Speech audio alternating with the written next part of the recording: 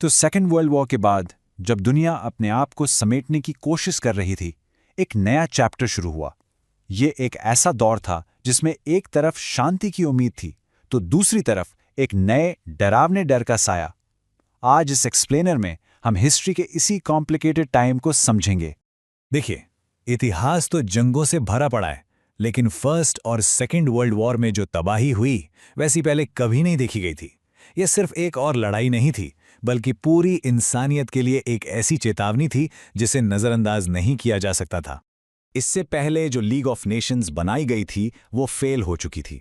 World war 2 की भयानक यादें सबके दिमाग में ताज़ा थीं। तो उस वक्त दुनिया के सामने सबसे बड़ा सवाल यही था, ऐसा दोबारा होने से कैसे रोका जाए। और इसी सवाल का जवाब था द यूनाइटेड नेशंस, एक नई ग्लोबल ऑर्गेनाइजेशन जिसका एक ही मकसद था, आने वाली पीढ़ियां को जंग की आफत से बचाना। चलिए देखते हैं कि इस वादे का असली मतलब क्या था। यूएन चार्टर के ये 4 कोर गोल्स थे। पहला, इंटरनेशनल पीस एंड सिक्योरिटी बनाए रखना। दूसरा, देशों के बीच फ्रेंडली रिलेशंस डेवलप करना। तीसरा, मिलकर इकोनॉमिक, सोशल और कल्चरल प्रॉब्लम्स सॉल्व करना। और चौथा, एक ऐसी सेंट्रल बॉडी बनाना जो सब देशों के एक्शंस को एक साथ ला सके।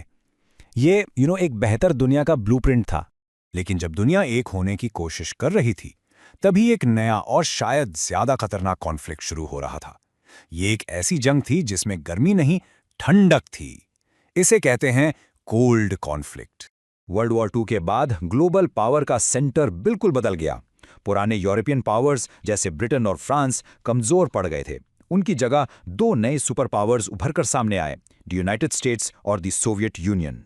और इन दोनों सुपर पावर्स की आइडियोलॉजीज बिल्कुल ऑपोजिट थीं। एक तरफ था यूएस लेड ब्लॉक जहां डेमोक्रेटिक सिस्टम था, और दूसरी तरफ था सोवियत यूनियन का ब्लॉक जो वन पार्टी कम्युनिस्ट रूल पर बना था। यहीं से दुनिया 2 हिस्सों में बंट गई। तो आखिर ये कोल्ड वॉर था क्या?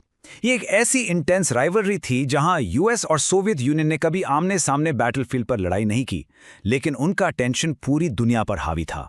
सोचो, जैसे 2 ताकतवर लोग हैं जो आपस में लड़ते नहीं, पर एक दूसरे को हर जगह, खेल से लेकर स्पेस रेस तक, हराने की कोशिश करते रहते हैं। ये जो आइडियोलॉजिकल डिवाइड था, ये बहुत जल्दी फॉर्मल मिलिट्री अलायंसेस में बदल गया। अब सिर्फ पॉलिटिकल सोच रखना काफी नहीं था, देशों को एक साइड चुनने पर मजबूर किया जा रहा था। इसकी शुरुआत हुई 1949 में, जब यूएस और उसके एलाइज ने नाटो बनाया, एक कलेक्टिव डिफेंस पैक्ट। इसके बाद सीटो जैसी और अलायंसेस बनी, और इसके जवाब में सोवियत यूनियन ने 1955 में अपना मिलिट्री अलायंस बनाया, द वार्सो पैक्ट। एक तरफ से कोई मूव होता तो दूसरी तरफ से उसका काउंटर मूव जरूर आता, और इस तरह दुनिया का नक्शा इन्हीं लाइंस पर बन गया।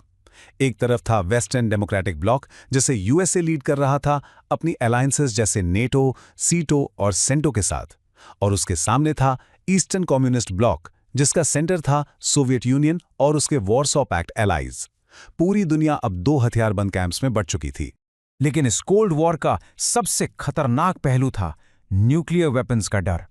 इससे एक ऐसी आर्म्स रेस शुरू हुई जिसमें पूरी इंसानी सभ्यता को खत्म करने की ताकत थी। ये सब शुरू हुआ 1945 में, जब यूनाइटेड स्टेट्स ने हिरोशिमा और नागासाकी पर एटॉमिक बॉम्ब्स गिराए। इसने एक ऐसी मिलिट्री पावर दिखाई जो बहुत ही डरावनी थी। यहीं से न्यूक्लियर एज की शुरुआत हुई। ये रेस बहुत तेजी से आगे बढ़ी। सिर्फ 4 साल बाद 1949 में सोवियत यूनियन ने अपना न्यूक्लियर टेस्ट करके अमेरिका की मोनोपोली तोड़ दी। लेकिन इस रेस का सबसे टेंशन भरा पल आया 1962 में, द क्यूबन मिसाइल क्राइसिस। सवाल यह है कि अक्टूबर 1962 में दुनिया तबाही के कितने करीब आ गई थी। वो 13 दिन शायद इंसानी इतिहास के सबसे खतरनाक दिन थे। तो हुआ ये, सोवियत यूनियन ने अमेरिका के बिल्कुल पास क्यूबा में न्यूक्लियर मिसाइल्स लगा दिए। इसके जवाब में यूएस ने एक नेवल ब्लॉकेड लगा दिया। दोनों सुपर पावर्स एकदम आमने सामने थे, न्यूक्लियर वॉर से बस एक कदम दूर। पहली बार उनके लीडर्स ने एक हॉटलाइन पर सीधे बात की। आखिर में सोवियट्स ने अपने जहाज वापस मोड़ लिए और यूएस ने चुपके से टर्की से अपनी मिसाइल्स हटाने का वादा किया। दुनिया ने सांस रोक ली थी और एक बड़ी तबाही शब्दों से ना कि हथियारों से टाल दी गई। क्यूबन मिसाइल क्राइसिस ना दोनों सुपर पावर्स के लिए एक जबरदस्त वेकअप कॉल था। उन्हें समझ आ गया था कि वो आग से खेल रहे हैं। इसके बाद जो शुरू हुआ वो था डिसआर्मामेंट का एक लंबा, धीमा और मुश्किल सफर। पहला बड़ा कदम था 1963 का partial nuclear test ban treaty.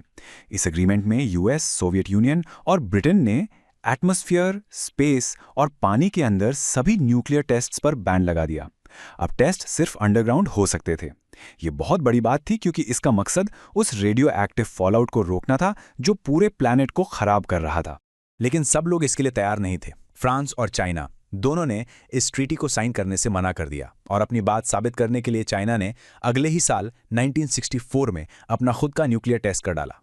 और बात सिर्फ न्यूक्लियर बॉम्ब्स तक ही नहीं थी। सुपर पावर्स केमिकल और बायोलॉजिकल वेपन्स भी डेवलप कर रहे थे।